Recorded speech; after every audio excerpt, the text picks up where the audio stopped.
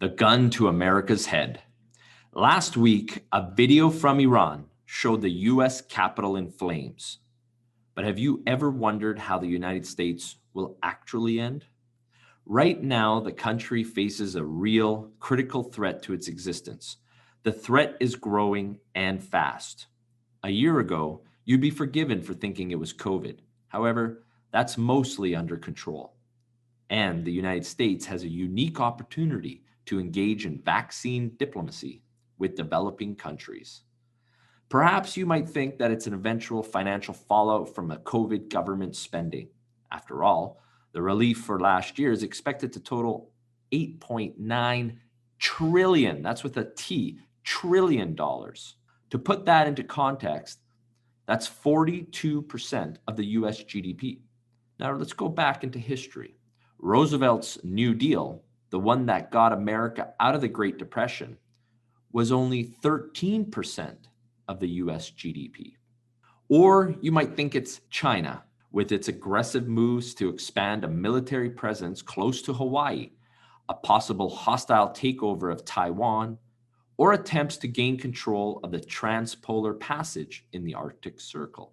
But no, the real threats we're facing is something much deeper, and the stakes have never been higher.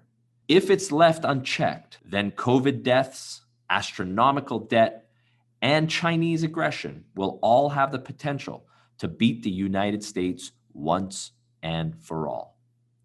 But it's also a problem that, if solved, gives the US unlimited potential to be the only superpower in the 21st century. It's a double-barreled shotgun pointed straight at Uncle Sam's forehead: distrust in the media and the government. To be quite frank, why wouldn't that be the case? The government has betrayed the US citizens at every turn, leaving its diplomats to die in foreign countries, outright lying in national security letters, repeatedly violating its own surveillance laws.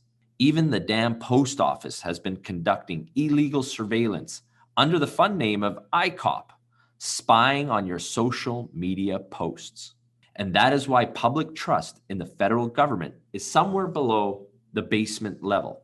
The chart you're looking at right now is the American public trust in the government. The source of this is Pew Research. It's the worst it's ever been since tracking. 50 years ago, over 70% of Americans believed they could trust government to do the right thing most of the time. Now, just 20% of US adults believe that, and 57% believe government officials are purposely trying to mislead them. So, the solution to a massively screwed up government is supposed to be a responsible media, right? The fourth estate is crumbling down. You already know that the media is feeding into the problem. They're mass producing doctored videos and misedited interviews to build their social justice warrior agenda. It's no wonder the vast majority of Americans also believe the media is trying to convince people to have a specific opinion. I call it the echo chamber. In fact, this is the first time since tracking started that fewer than half of Americans trust traditional media. The deep slide into distrust has been constant for a half a century. In 1976, 72% said they trusted the media. In 1998, it was 53%. In 2016, it was under a third at 32% trust the media. That's the chart you're looking at right now. The government level of trust in the media in the United States is below countries like Brazil and Nigeria, those bastions of journalistic integrity. Think about that for a second. The level of trust in the US media in the United States by the American citizens is less than it is in Nigeria. I've been to Nigeria. That says something. Current trust in US media shares company with the likes of Hong Kong and Greece. That's the chart you're looking at right now. Think about this. More Argentinians believe in their media than in America. And Argentina is where dreams go to die. And even the press knows it's corrupt. Jake Tapper, the lead Washington anchor for the CNN, said, people are, and let me do a nice voice here for him, outraged because they're being told things that aren't true. And that's a disgrace for the people who are telling the lies, not the people who are hearing them and getting outraged. Another news organization gave their bottom line: the scarcest resource in decades ahead won't be oil or rare earth metals, but social trust. In a 2019 survey, the low level of confidence Americans have in the federal government was ranked as a bigger problem than racism, illegal immigration, and terrorism. Clearly, distrust threatens the existence of our democracy. Corruption can run rampant, unchecked by the press. Citizens begin to doubt government programs, and then soon enough, they begin to doubt elections too. Sound familiar? Here's the crucial part. Scarcity of trust is not limited to the United States. It's gone viral across the developed world.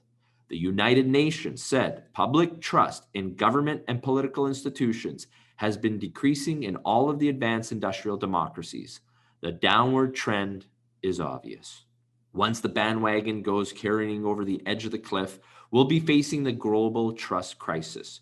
Only instead of banks failing, it'll be the governments of entire countries falling into anarchy, the final branch of government. Please pay attention to this. Fortunately, there is one form of trust on the rise in the United States, one the framers of the Constitution never anticipated. In true American form, it is both practical and capitalistic: business. Business is now the only major institution that is seen as both ethical and competent, and it'll be held by the standards of the shareholders with skin in the game. That's the difference between government and the media. Skin in the game. So the change is going to begin with shareholders demanding more from their companies, and then the board of directors, and then CEOs. With the government checked out and the mainstream media lying, people expect business to step in and fill the void.